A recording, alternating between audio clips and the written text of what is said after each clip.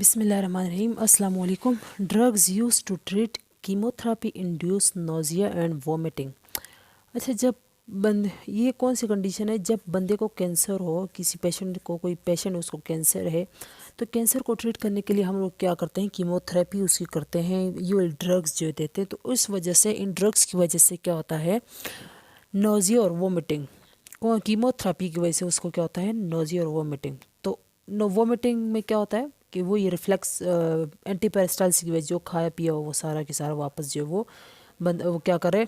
Reflex action से वापस जो है वो वोमिट करे। तो इसको ट्रीट करना क्यों ज़रूरी है? इसलिए कि इलेक्ट्रोलाइट के इम्बेलेंस की वजह से। दूसरा ये कि बंदे में डिहाइड्रेशन हो सकती है, बंदा वीक हो सकता है, फटीग हो सकती है, उसका कलर बिल्कुल येलो हो जाएगा। वो ज़ाहिर वो कुछ खा पी नहीं रहा, वो जो खाते हैं वापस जो है वो वोमिट हो जाता है, तो बंदा जो है वीक हो जाएगा। तो उसको ट्रीट करना है, तो इसलिए इसको ट्रीट करना जो है, वोमिटिंग को ट्रीट करना क्या है? मस्ट है। तो इसके लिए जो ड्रग्स हम यूज़ करते हैं वोमिटिंग को ट्रीट करने के लिए, कीमोथेरेपी की वजह से जो वोमिटिंग होती है, phenothiazine 5-HT3 serotonin receptor antagonist, substituted benzamides, butyrophenones, benzodiazepines, substance P, neurokinin 1 receptor antagonist और कॉर्टिकोस्टेरॉइड्स, ये वाले ड्रग्स जो हम लोग यूज़ करते हैं इस नोजिया वोमिटिंग को ट्रीट करने के लिए। अच्छा, अब किस वैसे जो वोमिटिंग होती है, ये इसका मैकेनिज्म क्या है ना, कैसे होती है, क्यों होती है?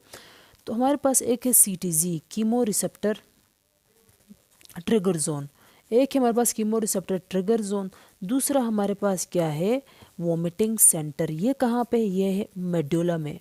ये मेडुला में लाई करता है, लेटरल रेटिकुलर फॉर्मेशन में। लेटरल रेटिकुलर फॉर्मेशन में, ये मेडुला के लेटरल रेटिकुलर फॉर्मेशन में ये लाई करता है।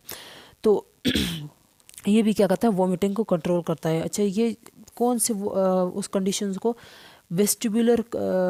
वेस्टिबुलर अपरेटस जो है, वेस्टिबुलर सिस्टम को जब भी ये जो मूव करता है वेस्टिबुलर सिस्टम, तो क्या करता है? ये वोमिटिंग सेंटर को सिग्नल देता है। तो वो क्या होती है? बंदे को वोमिटिंग, जब बंदा गाड़ी में बैठता है, सर घूमने की वजह से जो वोमिटिंग होती है वो इसी वजह से होती है।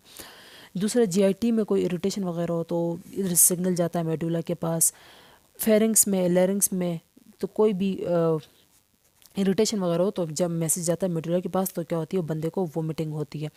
दूसरा क्या है? Chemo receptor trigger zone. इसमें क्या होता है? ये कहाँ पे लाई करता है? ये ब्लड ब्रेन बैरियर के अंदर रहते हुए, और ये ब्लड ब्रेन बैरियर से बाहर लाई करता है कीमो रिसेप्टर ट्रिगर जोन। तो ये डायरेक्टली ब्लड को क्या करता है? चेक करता है। तो ब्लड में इसको जैसे ही कोई केमिकल वगैरह नज़र आए, स्टिमुलस वगैरह इसको मिल गया केमिकल का, तो ये क्या करेगा? ये वोमिटिंग जो है वो काज करेगा। तो क्या होगी? बंदे को वोमिट होगी। एक एक है ये रीज़न वोमिटिंग की। दूसरा जो है वो वोमिटिंग को ये कंट्रोल करता है, और दूसरा जो मैकेनिज्म है वोमिटिंग का वो ये। अच्छा, कीमोथेरेपिक एजेंट्स जो वो कैसे जो वो मिसेज या फिर वोमिटिंग जो वो काज करती हैं? ये जो कीमोथेरेप्यूटिक एजेंट्स है, ये ज़ाहिर है ब्लड में, ये क्या है? केमिकल्स है ना। तो ये केमिकल्स कहाँ पे पाए जाते हैं? ब्लड में। तो ब्लड में इसको कौन डिटेक्ट करेगा? CTG centre. CTG सेंटर इसको डिटेक्ट करेगा, तो बंदे को क्या होगी? वोमिट होगी। या फिर स्मेल की वजह से, कलर की वजह से, ड्रग्स के स्मेल या फिर कलर की वजह से भी क्या होगा? जो कॉर्टिकल सेंटर है उसके पास मैसेज जाएगा, मेडुला के पास मैसेज जाएगा, तो क्या होगी? वोमिटिंग होगी। एक ये रीज़न है। दूसरा ये है कि एक तो साइट और स्मेल हो गया। दूसरा ये केमिकल, CTG सेंटर जो है केमिकल को डिटेक्ट करता है। दूसरा जो है वो साइट और स्मेल की वजह से ड्रग की तो वोमिटिंग होती है। तीसरा क्या है कि हम लोग जब ड्रग्स जो है वो GIT से लेते हैं, तो ये जो ड्रग्स हैं, ये जो हम लोग कैंसर की ट्रीटमेंट के लिए यूज़ करते हैं, तो ये ड्रग्स क्या करती हैं? GIT के जो सेल्स हैं उसको क्या करती है? डैमेज करती है। जब GIT के सेल्स डैमेज होंगे, तो ये जो डैमेज सेल्स हैं ये क्या रिलीज़ करते हैं? यहाँ पे एंटीरोक्रोमेफिन सेल्स भी है ना GIT में, एंटीरोक्रोमेफिन सेल्स। तो ये क्या रिलीज़ करती हैं? सीरोटोनिन। तो सीरोटोनिन के क्या है? रिसेप्टर्स हैं। कहाँ पे? GIT में वेगल और स्प्लैंचनिक नर्व फाइबर्स के पास क्या है? इनके ऊपर कौन से रिसेप्टर्स हैं? 5-HT3 receptors and nerve fibres के ऊपर। तो सेरोटोनिन जब इसके ऊपर एक्ट करेगा, तो यहाँ से सिग्नल कहाँ जाएगा? मेडुला के पास। तो मेडुला के पास जाएगा तो क्या ये मेडुला क्या काज करेगा, वोमिटिंग, तो बंदे को वोमिटिंग होगी। तो अब इस कंडीशन को हम लोग जो है ड्रग्स दे रहे हैं थेरेपी के लिए ना, हम लोगों ने तो ट्रीट करना है ना किसी डिजीज़ को, तो इसकी वजह से क्या हो रहा है वोमिटिंग। तो अब हम लोगों ने इस वोमिटिंग को भी ट्रीट करना है, तो हम लोग इसके लिए कौन सी ड्रग्स देंगे। सबसे पहले वाली जो ड्रग है वो है फिनोथायाजीन। फिनोथायाजीन में जो हमारे पास ड्रग है वो है प्रोक्लोरपिराजीन। ये जो प्रोक्लोरपिराजीन है ये क्या करती है, D2 रिसेप्टर्स, डोपामीन रिसेप्टर्स जो है D2 रिसेप्टर्स किसके ऊपर, CTG के ऊपर, कीमो रिसेप्टर ट्रिगर जोन के ऊपर जाके उसको ब्लॉक करेगी, तो क्या होगा, वोमिटिंग जो है वो नहीं होगी। ये जो ड्रग है प्रोक्लोरपिराजीन ये इफेक्टिव है फ्लोरोयूरेसिल की वजह से जो वोमिटिंग होती है, और डोक्सो र्यूबिसिन की वजह से जो वोमिटिंग होती है उसको ट्रीट करने के लिए प्रोक्लोरपिराजीन जो है वो यूज़ होता है। नेक्स्ट जो क्लास है वो है 5-HT3 रिसेप्टर ब्लॉकर्स। इसमें हमारे पास जो ड्रग्स हैं ये डोलोसेट्रोन है, ग्रेनिसेट्रोन है, ओंडानसेट्रोन है, पालोनोसेट्रोन है। ये ड्रग्स क्या करती हैं, 5-HT3 रिसेप्टर्स को ब्लॉक करती हैं, सेरोटोनिन रिसेप्टर्स को ब्लॉक करती हैं। कहाँ पे, CTG में। CTG में भी हमारे पास कौन से रिसेप्टर्स हैं, 5-HT3 रिसेप्टर, सेरोटोनिन रिसेप्टर्स। दूसरा ये GIT में जो हमारे पास नर्व फाइबर्स हैं उनके ऊपर भी कौन से रिसेप्टर्स हैं, सेरोटोनिन के 5-HT3 रिसेप्टर्स। तो इन रिसेप्टर्स को ब्लॉक करेंगे तो सिग्नल नहीं जाएगा मेडुला के पास CTG के ऊपर। जब ये रिसेप्टर्स ब्लॉक होंगे तो CTG जो है वो वॉमिटिंग जो है काज नहीं करेगा, मेडुला के पास यहाँ सिग्नल नहीं जाएगा, तो क्या होगा, वॉमिटिंग जो है वो नहीं होगी। तो वो इस तरह की कंडीशन जो है वो ट्रीट हो सकती है। तो इन मेडिसिन को हम लोग लेते कैसे हैं, पीके इसकी क्या है, फार्माकोकाइनेटिक प्रॉपर्टीज़, इसको IV और ओरली जो है वो यूज़ किया जाता है। और ये जो ड्रग्स हैं ये मतलब ये हर उसमें यूज़ की जाती है, मतलब जो भी हमारे पास कीमोथेरेपेटिक एजेंट्स किसी किस्म की भी हम लोग यूज़ करें और वो वोमिटिंग काज करें, तो हर एक कीमोथेरेपेटिक एजेंट्स के अगेंस्ट जो है वो ये यूज़ होती है। ओंडानसेट्रोन और ग्रेनिसेट्रोन, ये जो ड्रग्स हैं ये 50-60% क्या है अपना इफेक्ट जो है वो शो करती हैं। किन पेशेंट्स में, सिस्प्लाटिन के अगेंस्ट जो ये जो है 50-60% जो है अपना इफेक्ट शो करती है। जो इन पेशेंट्स को हम लोग सिस्प्लाटिन देते हैं कैंसर को ट्रीट करने के लिए, तो उनमें ये 50-60% जो है वो ये ग्रेनिसेट्रोन और एंडोसेट्रोन जो है वो उस पेशेंट को ट्रीट करती है, तो वॉमिटिंग नहीं होगी। ये जो ड्रग्स हैं ये कहाँ पे मेटाबोलाइज होती हैं, ये जाकर लिवर में मेटाबोलाइज होती हैं और एक्सक्रीट होती हैं यूरिन में। ओंडानसेट्रोन को हम लोग क्या करते हैं, इसकी डोज एडजस्टमेंट करते हैं, जस्ट इसी की ओंडानसेट्रोन की। कब, जब हेपेटिक इनडेफिशिएंसी हो तो हम लोग क्या करते हैं, ओंडानसेट्रोन की डोज एडजस्टमेंट करते हैं। नेक्स्ट जो ड्रग है वो हमारे पास है सब्सटीट्यूटेड बेंजामाइड्स। इसमें हमारे पास जो ड्रग है वो है मेटोक्लोप्रामाइड। ये ड्रग क्या करती है, ये भी क्या है, इफेक्टिव है जो MSS के अगेंस्ट, जिसका काज क्या है, सिस्प्लेटिन।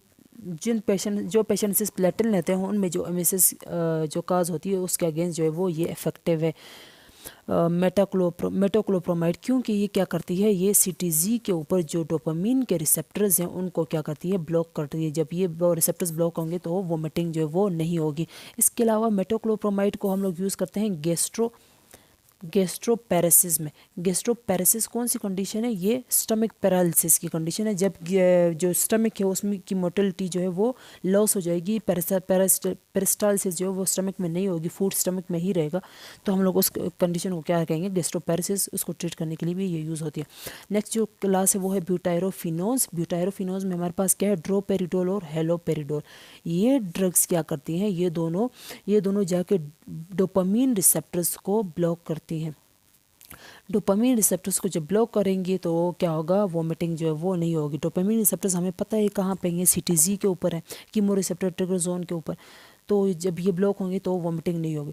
इसके अलावा ड्रोपेरिडोल को हम लोग जो है ना बेंजोडाइजेपिन के साथ कॉम्बिनेशन में यूज़ कर सकते हैं। कब, जब हम लोगों ने क्या करवानी है, एंडोस्कोपी करवानी हो, एंडोस्कोपी या फिर सर्जरी करवानी हो, तब हम लोग क्या करते हैं, एंडोस्कोपी या सर्जरी करनी हो तो हम लोग ड्रोपेरिडोल को बेंजोडाइजेपिन के साथ यूज़ करते हैं ताकि वोमिटिंग जो है वो ना हो।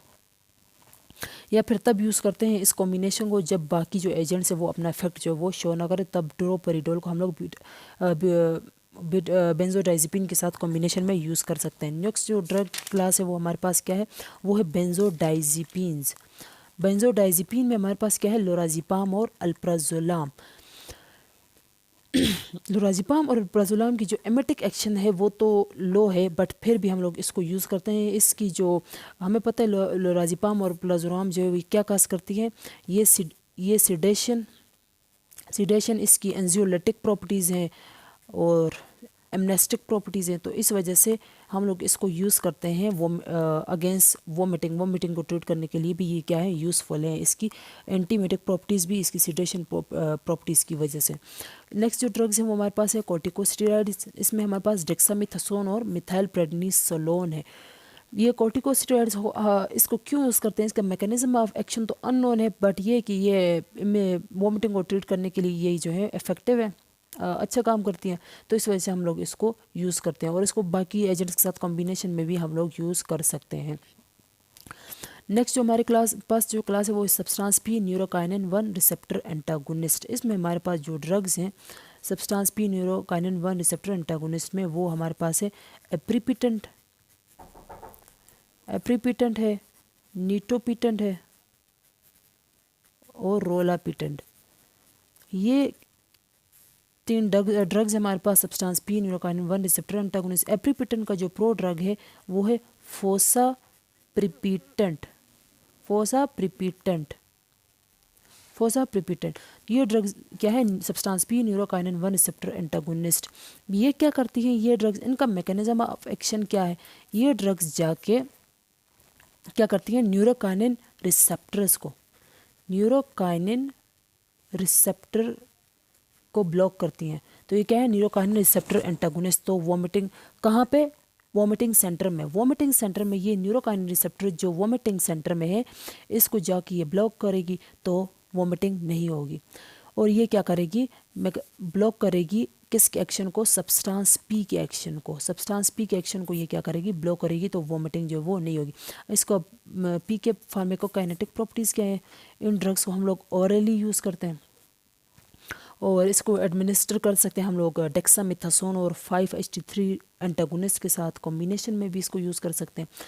एप्रीपिटेंट की जो इनकी जो एडवर्स ड्रग रिएक्शन है वो ये है कि एप्रीपिटेंट जो है वो इनहिबिट करता है साइटोक्रोम P3A4 को, और जो रोलापिटेंट है ये इनहिबिट करता है साइटोक्रोम P2D6 को। तो जिन ड्रग्स को ये मेटाबोलाइज करते हैं उनका प्लाज्मा लेवल ज़्यादा हो जाएगा, तो क्या होगा, ड्रग्स टॉक्सिसिटी। इसके अलावा हम लोग कॉम्बिनेशन यूज़ करते हैं डाइफेनहाइड्रामीन की मेटोक्लोप्रोमाइड के साथ, सब्सटेंस पी की 5-HT3 एंटागोनिस्ट या डेक्सामेथासोन के साथ।